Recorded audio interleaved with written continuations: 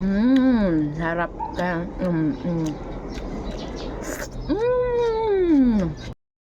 For today's video mga kainday, ay napakasarap ng aking ulam mga kainday. Ito kamatis. Ito mga ganito ang gawin sa kamatis mga kainday. O, lamas-lamasin. Ayan. Tapos mga kainday, ito may ano ako mga kainday, panlagay ako nito. Ito, bagoong. Ay, grabe mga kainday, napakasarap nito. Ayan ha, lagyan kong bagoong ha. Anghang yung bagoong. O, ayan. Kailangan lang kasi mga kainday, lamas-lamasin to para masarap. Ayan o. Ganyan o.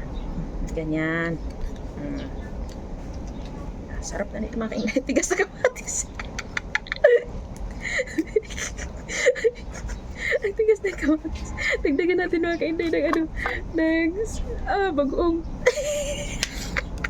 Laglag. So, ayun mga kainday. Ang sarap nito.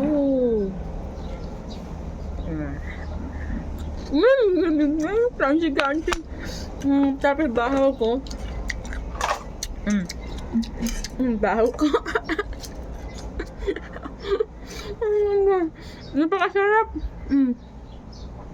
Ang hanggang ano? Bagoong.